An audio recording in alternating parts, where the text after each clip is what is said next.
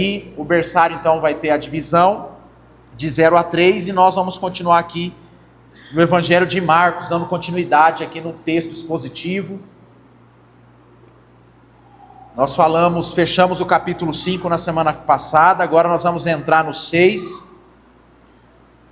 Quero convidar os irmãos a abrir a Bíblia no capítulo 6 de Marcos. Nós vamos ler hoje os 6 primeiros versículos. Vai ser o texto base aqui da nossa meditação.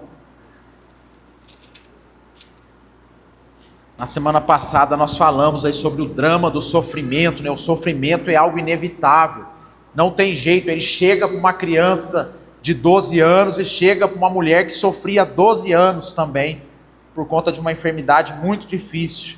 Mas ao mesmo tempo é a fé em Jesus que é a nossa esperança. Fé que ele pode curar? Sim, mas se ele não curar, fé que um dia nós estaremos com ele, fé que sustenta a gente nos dias difíceis, nos dias de caminhada. Então na semana passada a gente falou e pensou um pouquinho sobre isso. E hoje então nós vamos entrar aqui no capítulo 6, meditar nesses 6 primeiros versículos aqui, que eu creio que tem pelo menos 2 coisas interessantes aqui para a gente pensar sobre a nossa caminhada. Diz assim o texto bíblico, irmãos, Marcos 6, a partir do versículo 1. Tendo Jesus partido dali, foi para a sua terra, e os seus discípulos o acompanharam. Chegando o sábado, passou a ensinar na sinagoga, e muitos, ouvindo, se maravilhavam, dizendo: de onde vem a estas coisas? Que sabedoria é esta que lhe foi dada? E como se fazem tais maravilhas por suas mãos? Não é este o carpinteiro, filho de Maria, irmão de Tiago, José, Judas e Simão? E não vivem aqui entre nós suas irmãs? E escandalizavam-se nele. Jesus, porém, lhes disse: não há profeta sem honra senão na sua terra, entre os seus parentes e na sua casa. Não pôde fazer ali nenhum milagre, senão curar uns poucos enfermos, impondo-lhes as mãos. Admirou-se da incredulidade deles. Contudo, percorria as aldeias, circunvizinhanças, a ensinar. Até aqui, queridos, vamos orar mais uma vez essa noite. Senhor, oramos para que esse trecho aqui das Escrituras possa saltar aos nossos olhos, e a gente entender palavra de Deus nessa noite, voz do Senhor. Não seja, ó Deus, a minha voz, que o Senhor use do meu recurso aqui, da minha vida, da minha personalidade, do meu temperamento, mas ao pensar a tua palavra, ao ministrar, ó Deus, que cada ouvido e cada coração compreenda que é o Senhor. Me ajude, ó Deus, nessa transmissão da tua palavra, para que a gente saia daqui com essa certeza de que ouvimos a voz do Senhor nessa noite, e que o nosso coração seja visitado pela tua palavra, em nome de Jesus. Amém. Falando de Copa do Mundo, irmãos, que a gente está aí praticamente um mês aí de dar início, no próximo dia 18 agora de maio vai ter a convocação, né, daqueles jogadores que vão representar a seleção brasileira lá nos Estados Unidos, no México, no Canadá, nesses 30 e poucos dias praticamente de Copa do Mundo. E eu me recordo assim de todas as convocações, há sempre uma expectativa, né? Eu, como São Paulino, eu lembro das convocações anteriores, eu ficava pensando, será que vai convocar alguém de São Paulo? Essa, Arnaldo, é a primeira que eu tenho certeza que não vai ninguém. Não vai ninguém de São Paulo. Mas nas outras sempre tinha um lá, Rony, um ou outro que ia. Hoje, irmãos, a grande dúvida, a grande questão de quem vai para a Copa ou não, Larissa, adivinha quem é? É o tal do Neymar. Eu que gosto de acompanhar o esporte, eu fico assistindo os programas lá, e quando não tem jogo na rodada, não tem assunto, a pauta é o Neymar. Neymar vai para a Copa ou não vai? Aí fica ali, você acha que ele vai? Ele fala, eu acho que ele vai. Você acha que deve ir? Acho que deve ir o outro. Acho que não deve ir não, ele tá ruim, não joga mais nada, vai lá fazer o quê? E fica esses debates, né, acerca do Neymar. Mas alguns dias atrás, uns 10, 15 dias atrás, o negócio me chamou a atenção acerca do Neymar. Ele foi com o time do Santos jogar um jogo lá na Argentina, contra o time do São Lourenço, lá em Buenos Aires, um time argentino. E o Neymar, desde 2011, não jogava um jogo desses assim, no território da Argentina lá. E ele foi para lá. E o que me chamou a atenção foi a devoção dos argentinos em relação ao Neymar. Eles fizeram uma festa com a presença do Neymar lá. E mais do que isso, eu vi um menino, Cida, argentino, que o nome dele era Neymar. O pai colocou o nome de Neymar. Parecia que estava até ali no CT do Santos, no centro de treinamento do Santos, de tanta devoção, de tanta alegria, com a presença do Neymar ali na Argentina. E eu estou dizendo isso, irmãos, porque não é comum o argentino gostar de jogador brasileiro. Só gostou pelo menos assim de uns 3 até hoje na história: Pelé, Ronaldo Fenômeno e o Ronaldinho Gaúcho. Tirando esses 3, nenhum argentino, futebol argentino não gosta de jogador brasileiro. Historicamente, poucos jogadores brasileiros jogaram em times argentinos. Você pode contar no dedo. Acho que não chega a 10 brasileiros que jogaram lá. Mas no Brasil joga muitos argentinos. O brasileiro não tem essa dificuldade com essa nacionalidade, não tem esse preconceito. Mas o futebol argentino tem. Então, o argentino idolatrar o Neymar me chamou a atenção, porque foi algo que fugiu do comum. E por quê? Porque no Brasil o Neymar é meio rejeitado. Eu particularmente confesso que eu não sou muito fã do Neymar. Acompanho assim, mas assim, você gosta, eu tenho lá minhas questões com o Neymar. Mas não é esse o caso. Mas o brasileiro em si não está nem ligando para o Neymar. Se eu perguntar aqui na igreja que quem quer que o Neymar vai, alguns vão falar assim: pastor, nem sei do que você está falando. Outros vão falar assim: é do Brasil? Põe lá. É do Santos, que é meu time? Põe lá. Outros vão falar: não vai, não tem que ir. Enfim. Ou seja, o que eu quero dizer com isso? O Neymar, apesar dos pesares, no Brasil aqui ele não é tão unânime, não é tão valorizado. Mas no futebol argentino e outros países aí, ele é valorizado. E isso, irmãos, faz parte um pouco da nossa cultura, da nossa mentalidade como seres humanos. Nós temos uma tendência sempre de valorizar o que é do outro, o que é de fora, ou valorizar alguma coisa que se foi. Não é assim? Tem gente que começa a escutar algum tipo de música depois que o cantor morre. Nunca ouviu a música. Aí morreu o cantor, ficou um mês falando na televisão, a pessoa agora começa a escutar a música. Normalmente nós somos assim. A pessoa morou não sei quantos anos naquela cidade, nunca gostou da cidade, nunca valorizou a cidade, aí mudou. Aí agora fala: cidade boa era aquela que eu morava. Melhor cidade que tem no Brasil para morar é aquela. Quando morava lá, nunca gostou, nunca fez nada pela cidade, nunca valorizou. E eu vou além: seres humanos, pessoas que a gente tem presente no nosso convívio. A gente convive diariamente, mas a gente não liga, a gente não valoriza, a gente não dá tanta atenção. Mas quando se vai, seja por uma mudança de cidade, uma mudança de igreja, ou até mesmo a morte que leva, aí a gente passa a valorizar. A gente passa a olhar com outros olhos. Então isso é uma tendência humana, irmãos, que não é de hoje. Isso aí lá em Nazaré, na cidade que Jesus cresceu e viveu até os 30 anos, já tinha esse negócio.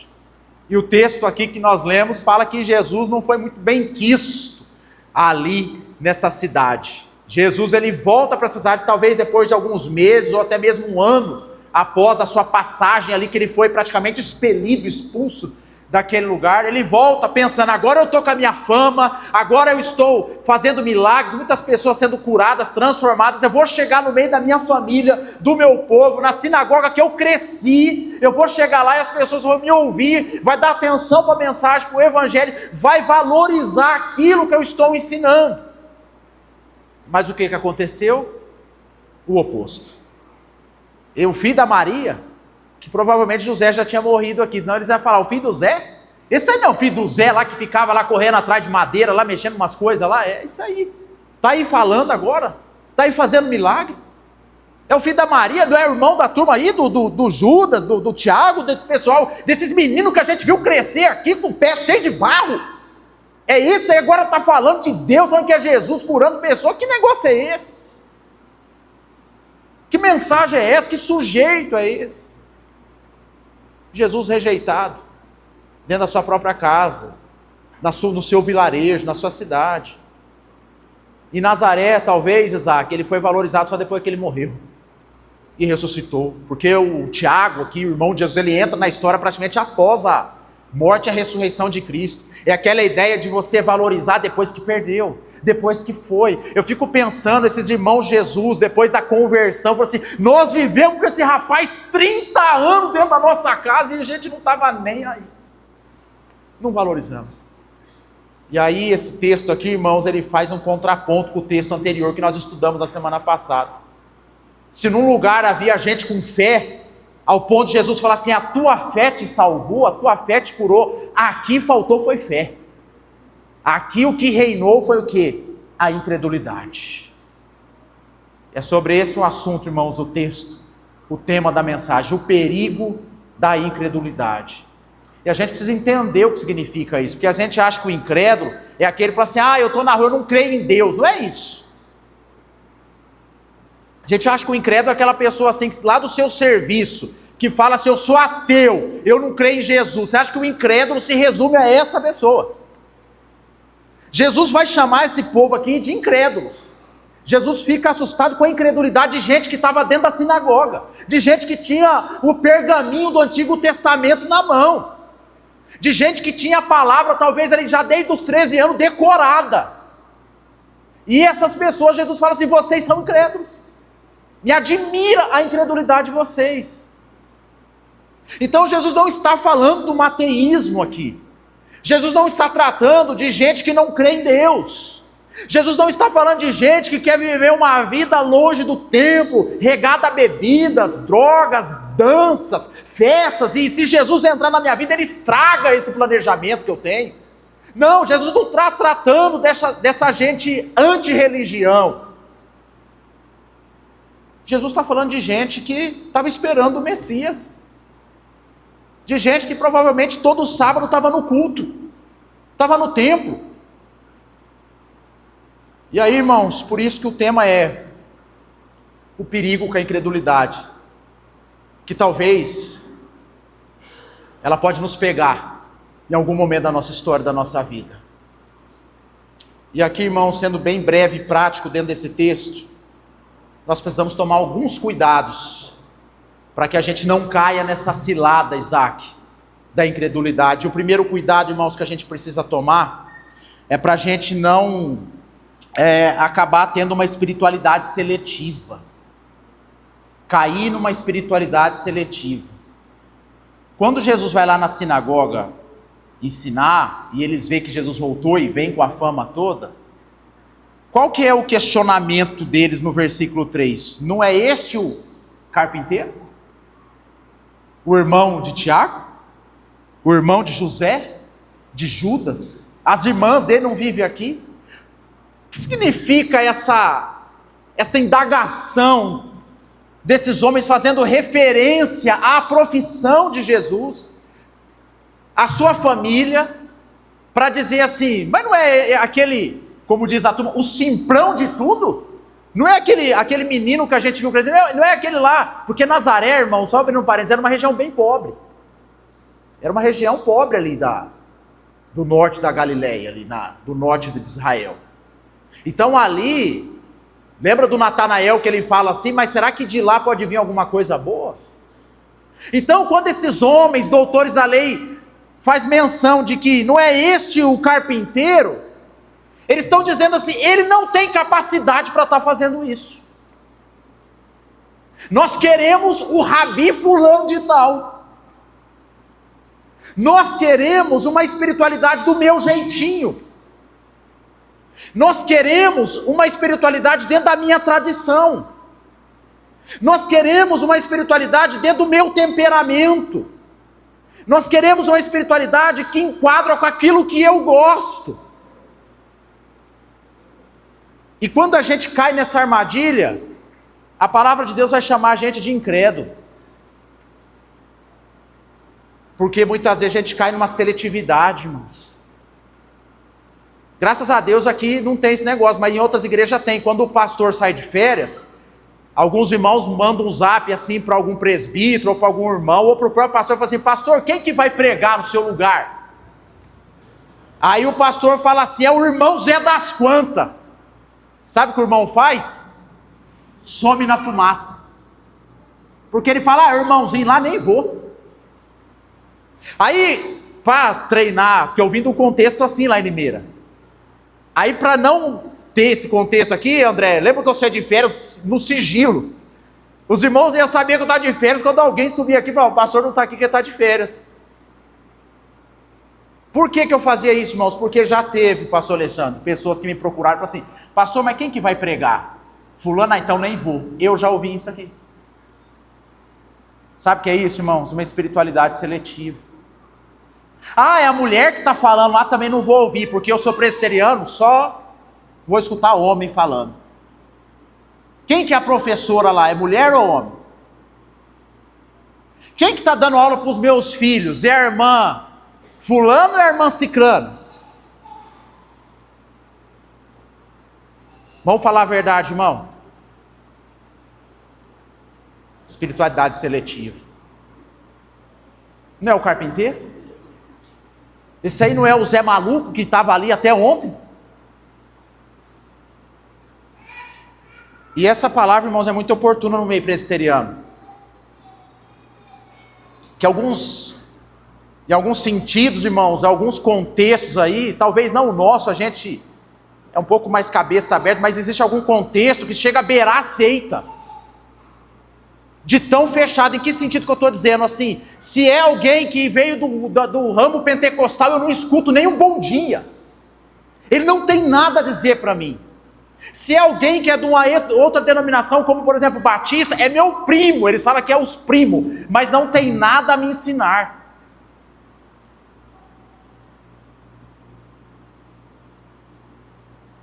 Espiritualidade seletiva.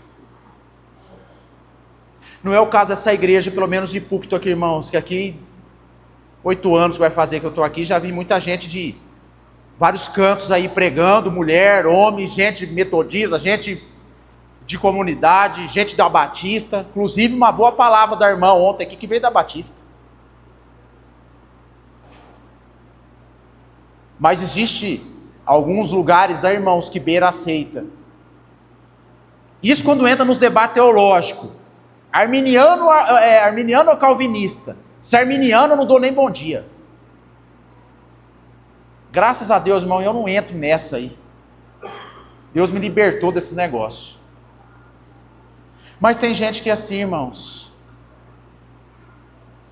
que não consegue tolerar o diferente, porque ele não raciocina como você, porque ele não teve a mesma instrução que você. Uma vez eu estava numa igreja lá em Limeira, na igreja central lá, uma igreja grande. Hoje deve ter uns 2.000 membros lá na igreja, e normalmente quando tem os cultos do presbitério, que é o culto da paixão de Cristo, eles fazem lá um culto das 7 palavras, né? Então, as últimas palavras de Jesus da cruz, aí cada pastor do presbitério faz um momento lá, e eu me recordo de estar participando de um culto desse, eu estava sentado do lado do irmão lá, aí foi lá 7 pastores diferentes, cada um do seu contexto lá, da sua igreja local, do seu contexto de aprendizado, tudo. Aí foi lá os grandão lá, aqueles que falam bonito mesmo, aqueles bonitão, tipo o Saul, quando foi escolhido rei, sabe, com a gravata mesmo aqui, aquela barba na régua, aquela entonação de voz, aquele português de Portugal, aquela coisa maravilhosa, né? Oh, soberano, eterno e tal. Todo mundo, Aí foi lá o outro pastor, que fez a faculdade, é pastor reformado, presbiteriano, e ele fez a parte dele, uma palavra profunda, em 5 minutos, mas na última frase, irmãos, ele esqueceu de fazer a concordância verbal, ele esqueceu de colocar o S do plural, ele começou falando lá no plural e terminou no singular, uma palavra, aí tinha uma pessoa do meu lado e falou assim, para mim já não serviu essa mensagem. Irmãos, eu não estou fazendo apologia aqui, a gente fazer as coisas de qualquer jeito. Mas eu estou falando de uma coisa de fé e de coração, que a gente é seletivo na nossa espiritualidade. Sem contar, irmãos, dos conchavos, né? Das alianças, né? Que a gente vai fazendo pela vida, né? Na cristandade, com pessoas que talvez podem oferecer algum tipo de benefício para mim. Pessoas que você só vai doar, pessoas que a vida inteira você não vai receber nada, você só vai dar. Tem pessoas que falam, não. Espiritualidade seletiva. Jesus viveu na terra, e a maior parte dos seus anos ele viveu no meio dessas pessoas. Mas essas pessoas não o reconheceram, não o levaram em consideração. Eu fico pensando, irmão, nessas histórias mirabolantes, assim, pentecostais e conjecturas, né, que as pessoas vão contando assim, né, conjecturando, né, histórias que não aconteceram, daqueles momentos que Jesus entra na igreja disfarçado, sabe, de gente assim, de bêbado, de morador de rua, de irmão que está cheirando mal, de gente que está mal vestido, de gente que não está vestido adequadamente como você gosta, de gente que não está na moda. Eu fico pensando, irmão, se Jesus fizesse isso mesmo assim, nos dias de hoje, e pedisse a oportunidade ali para poder dar uma palavra, né? O que faríamos, irmãos? E aí quando a gente olha o Evangelho, a Bíblia vai dizer que ele fez isso aí. Ele era comum, ele estava no meio das pessoas, e precisou Judas beijar ele, para identificar ele, que ele era o diferente do negócio. Por Jesus ser comum demais, ser carpinteiro, ser gente simples, gente do povo, as pessoas não levaram tão a sério. Talvez se Jesus viesse com aquelas roupas sacerdotal, tivesse saído ali do Santo dos Santos, andando igual aqueles filmes de Jesus da década de 70, 80, com aquele Jesus que anda assim, né? Faz os movimentos, parece até uma sombra assim, aquela coisa. Talvez eles teriam valorizado. Espiritualidade seletiva é perigoso, irmãos. E eu vou confessar para os irmãos, eu gosto um pouco dessa bagunça aí. De vez em quando eu sou meio provocativo nesse negócio, Isaac. Eu vou para uns lugares assim, disfarçado de Denis mesmo, não de pastor. Quando eu digo isso, eu vou ao normal, é isso que eu estou querendo dizer. E aí, irmãos, de 100%, 70% das vezes, quando as pessoas não me conhecem, ou algumas até que já me viram nos cantão de igreja, os crentes mesmo, eles me tratam de um jeito, mas quando sabem que eu sou pastor, muda a tratativa. Falando dos crentes, dos do mundo não. Os do mundo falam assim, mas pastor? Esse rapaz é pastor? Uma vez nós fomos alugar uma chácara, lembra o último encontro da família que a gente teve, que foi só o domingo, o dia inteiro, lá numa chácara, lá perto da Maurílio Biagi. Lembra desse dia? Eu fui lá, foi eu, a Dani, alguns irmãos, fomos lá. Você lembra? Você foi também, não foi, Melissa? Aí tinha a dona lá, aí a Dani falou assim, pastor, o que você acha disso aqui? A mulher falou, pastor? Mas novo? Aí eu falei, mas os pastor velho, um dia foi novo também. Um dia eu vou ser velho também. E agora eu tenho um vizinho lá, irmãos, que mora 4 andares para cima do meu, 5 andares para cima do meu, e que se eu tiver de terno e tiver de regata com roupa de academia, ele vai me chamar de pastor. E ele faz isso. O irmão Benção ali, o Isaac. Aí é engraçado que às vezes nós entramos no elevador e tem a turma lá. Aí o Isaac e a Josi, ô pastor, não sei o que, e batendo papo. Eu fico olhando assim, tem um espelho assim atrás, a cara das pessoas olhando assim.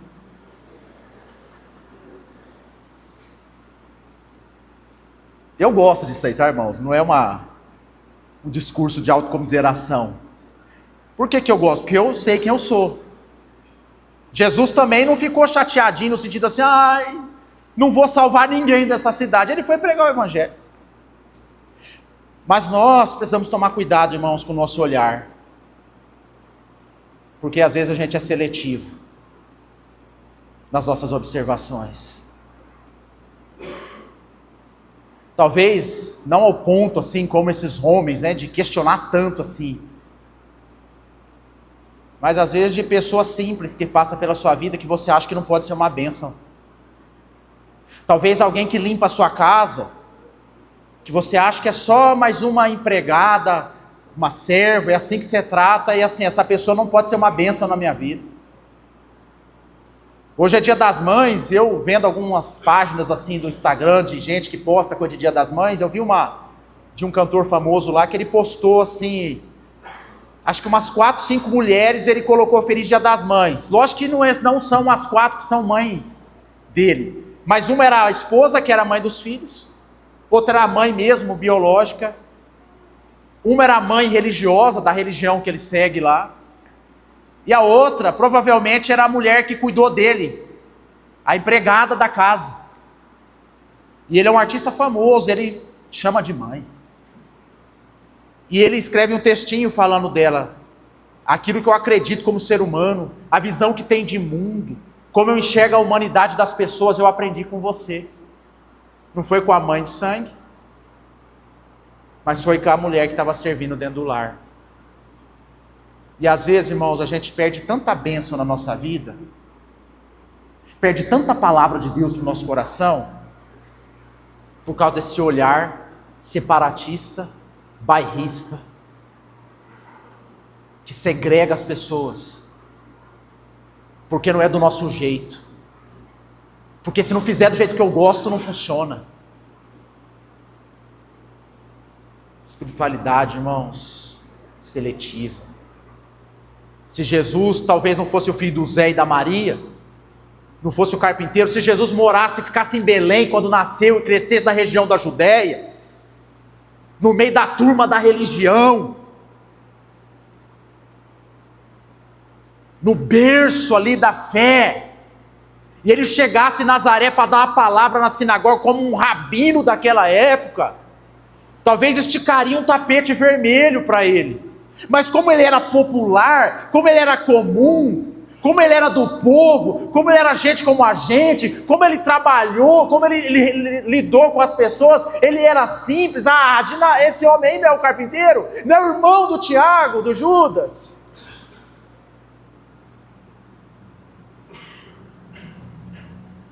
É aquela tendência pecaminosa, irmãos, da gente julgar com os olhos.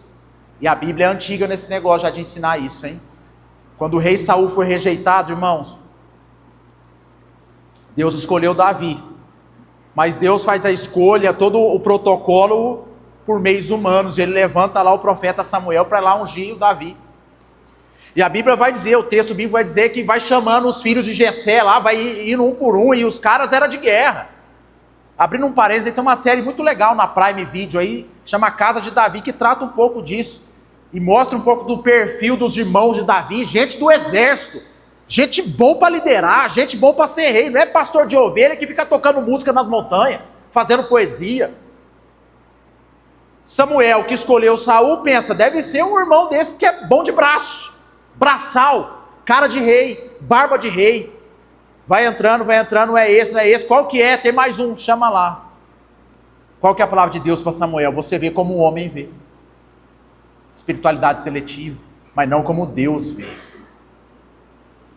Então não é à toa, irmãos, que Paulo fala que Deus escolhe as coisas loucas desse mundo para confundir as sábias, que a loucura de Deus é mais sábia que a sabedoria humana. E muitas vezes, irmãos, a gente vai sendo um bairrista e a gente perde a bênção por conta de uma espiritualidade seletiva,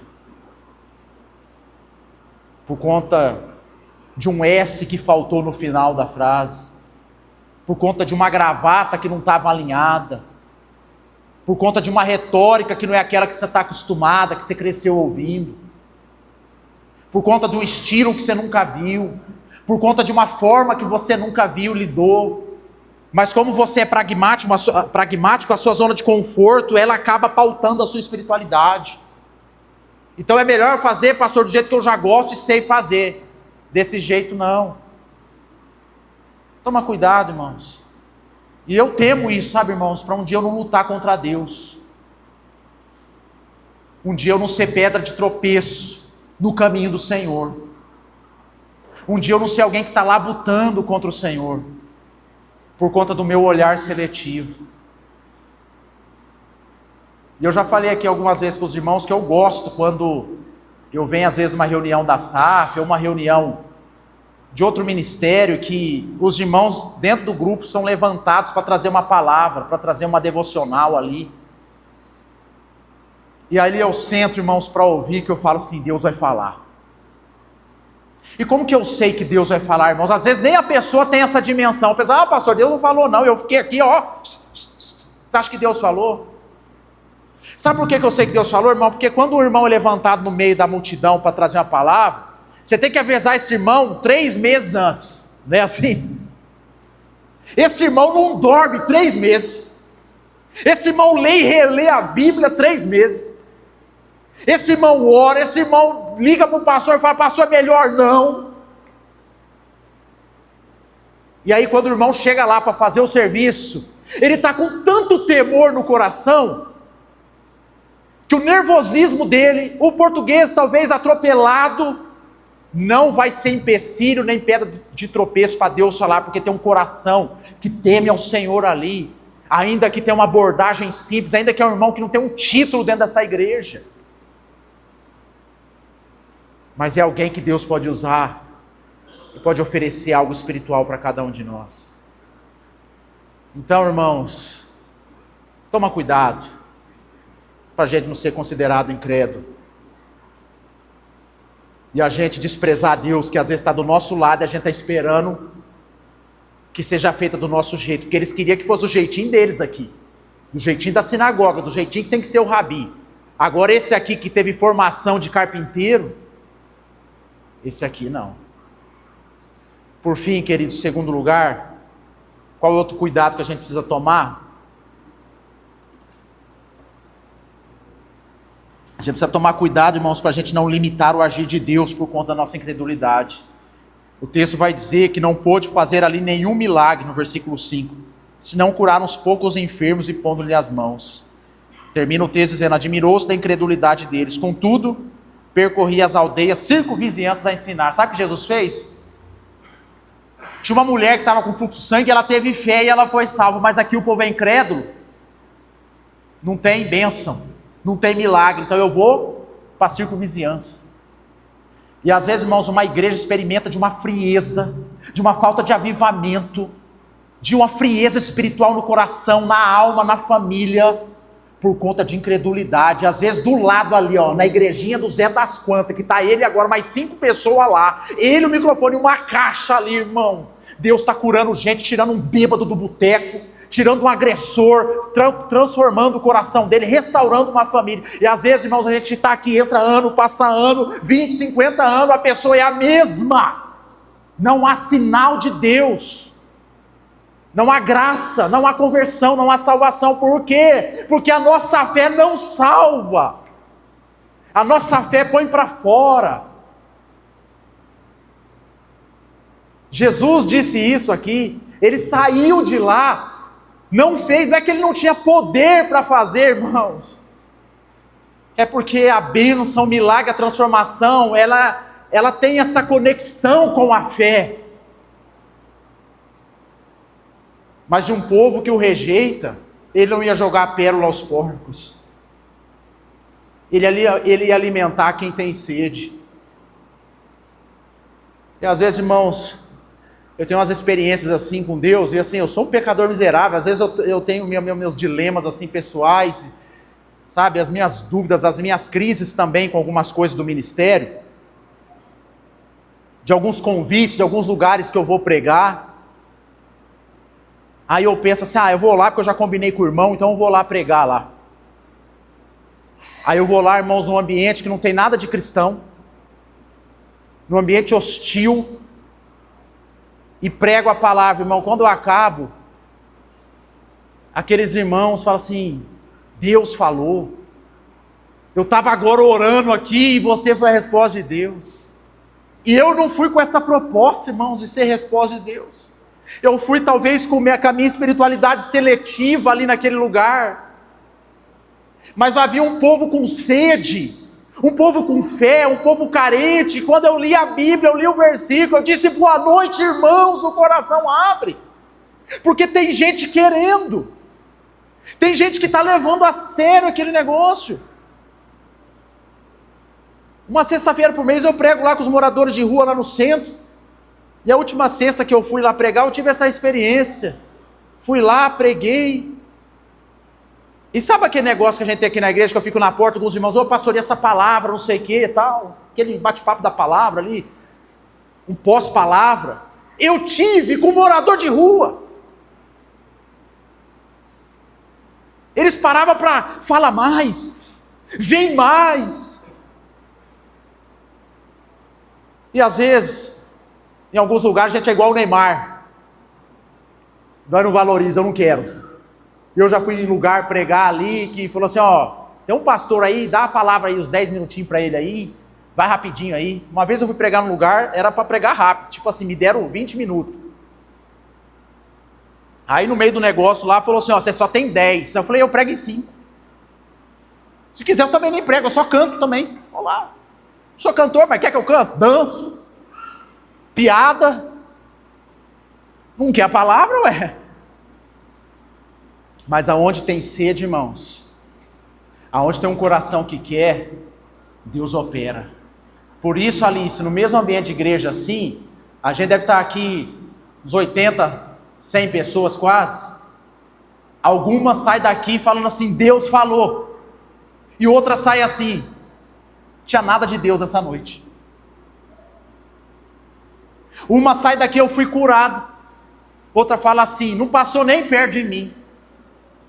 Obviamente, irmãos, que tem a soberania de Deus, eu não estou entrando nesse mérito, estou entrando mais na liberdade humana nossa, de escolha e de responsabilidade. Mas o texto aqui mostra, é enfático, que Jesus se retirou dali, e não operou nenhum milagre, não sei curar alguns ali de misericórdia e graça, que talvez nem era gente desse meio, era gente que estava à margem, gente à periferia dessa sinagoga, que não tinha nada a ver com essa espiritualidade seletiva, que Jesus por graça e misericórdia curou. Mas ele falou assim, o meu ministério não vai dar certo de eu ficar aqui, porque em outra oportunidade eu fui expulso, agora eu volto, sou rejeitado novamente. Então Cafarnaum vai ter milagre, Jerusalém vai ter milagre, região dos gadarenos, incrédulos, vai ter milagre, porque tinha um lá que queria ficar comigo, não queria que eu fosse embora. Cuidado, irmãos, com a espiritualidade seletiva. E cuidado, por conta da sua incredulidade, você não limitar o agir de Deus na sua vida. E aqui eu não estou falando de pensamento positivo ou negativo, não é isso, mas é você abrir o seu coração e os seus olhos, porque às vezes Jesus está ao seu lado, e às vezes você caiu na armadilha do preconceito. Às vezes Jesus está lá na vida do seu filho, e por ele ser tão bagunceiro, você fala, não, Deus não pode falar através dessa bagunça aqui não. Talvez está lá no seu vizinho, que bebe, que acende um cigarro na calçada ali todo final de tarde, mas de repente ele pode ser a pessoa que vai te socorrer no dia mal. E os irmãos da igreja não foi, mas foi o vizinho lá, que é de outra religião que você condena. Mas no dia que precisou, no dia mal, foi ele que estendeu a mão. Sabe o que significa isso, irmão? Jesus, que não é religioso, que opera milagres sem a gente orar, sem a gente pedir na hora que ele quer, do jeito que ele quer, e usa quem ele quer. Para finalizar, irmãos, eu lembro que eu contei a história do meu pai, que era bêbado e tal, aquela coisa toda, morreu lutando com a bebida, com o cigarro, desde os 12 anos, fumando e bebendo, viveu até muito, por conta do contexto, até os 71 anos. Mas o meu pai ganhou a pessoa para Jesus, né? Lógico, Deus usando ele, mais importante da vida dele, que foi a minha mãe. Mesmo no meio dessa cachaçada toda, ele entrou um dia na igreja, a irmã Mariazinha, na periferia de São Paulo, com o microfone e a caixa de som, na igreja Deus e Amor. Ele entrou lá para quebrar tudo, para destruir tudo, porque estava atrapalhando o barulho do truco no bar. E a turma tudo na porta olhando, vamos ver se ele vai fazer isso. Ele entra, cai de joelho, entrega o coração para Jesus Cristo, tem a sua vida salva. Minha mãe começa a olhar aquilo, aquela mudança, aquele homem agora indo para a igreja, e fala assim, eu vou lá dentro ver que mistério que é esse negócio. O que está acontecendo? Ela entra lá, irmãos, e nunca mais sai. Até hoje ela serve a Deus. A esse mesmo bêbado, irmão, um dia vai lá no bar tomar uma gelada. Ele encontra um padre lá, pedindo uma dosinha de vinho para o dono do boteco. E meu pai, muito comunicativo, Perguntou: e o senhor é o quê? Eu sou padre. Ah, é padre? Eu sou de igreja também. Ah, é? Que igreja? Que eu sou da igreja do sítio, que reúne uma chácara lá com os irmãos lá em Lisória, eu nem sei o nome. Você não quer ir lá um dia, não? Posso ir. Você me acompanha? Acompanhe. Durante alguns meses, toda quinta-feira, meu pai ia com esse padre lá, irmão. Nessa reunião no sítio, que não tinha nome. Que eram irmãos que oravam, abriam a Bíblia, tocavam o violão e pregavam. O padre converteu, irmão. Virou um pregador da palavra. Sabe aonde aconteceu a evangelização? No boteco. Sabe por que aconteceu no boteco, irmãos? Porque tinha gente no boteco que tinha sede, não só de cerveja e de vinho, mas de algo maior que podia preencher a sua vida e a sua história. Mas muitas vezes a gente senta nesses bancos, irmãos, sem sede nenhuma. Sem vontade nenhuma. Eu quero que acabe logo, pastor, para mim comer meu lanche, ou tomar não sei o quê, para me ver os gols do Brasileirão, eu quero que, ó. E aí, irmão, não tem transformação, não tem avivamento, não tem manifestação de Deus. Deus vai salvar, Ele salva, porque a salvação é graça mesmo. Aqueles que são eleitos antes da fundação do mundo, em algum momento Ele vai chamar pelo Evangelho, seja no boteco, no templo, na sinagoga.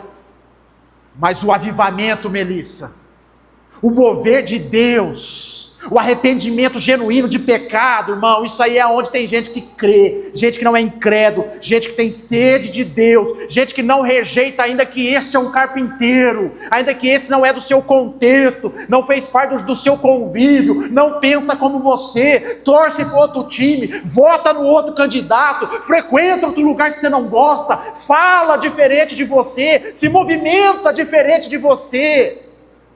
Mas você enxerga que Deus está ali, Deus pode falar e Deus pode usar. Aí vem o avivamento, as transformações. É um texto, irmãos, que condena a incredulidade. Ô pastor, você está aí falando, está nervoso? Não, irmão, eu só estou respeitando os textos, a estrutura do texto. Quando a gente acabar aqui, você pode conversar comigo, você vai ver que eu estou na bênção, estou na paz. Porque às vezes você confunde, né? Você fala: o pastor está bravo. Eu não estou bravo, irmão, que é para mim também.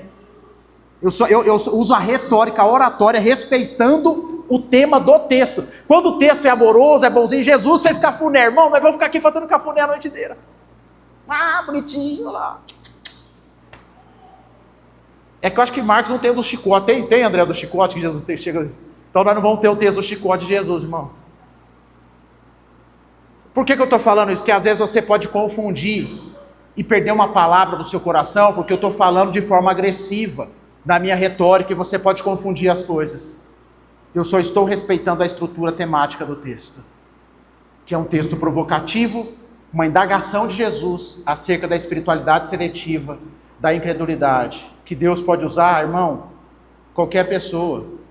Seja eu, o doutorzão lá, o fulano de tal, o doutorzinho, o Zé das Quantas, o irmão da Assembleia de Deus, o irmão do Evangelho Quadrangular, o irmão da Batista, o irmão da igreja do sítio que não tem nome. Aqueles adoradores que o Pai procura, que o adorem em espírito e em verdade. Que a gente seja como a mulher, irmãos, do fluxo de sangue, que tinha fé em Jesus Cristo. Como Jairo, que resolveu obedecer à voz de Jesus e crer, mas não como esses homens de Nazaré, como talvez a própria família de Jesus e os seus irmãos, que não creram e o rejeitaram. Que Deus nos abençoe, nos ajude, com o dom da fé, borbulhando dentro do nosso coração, em nome de Jesus. Vamos orar, queridos.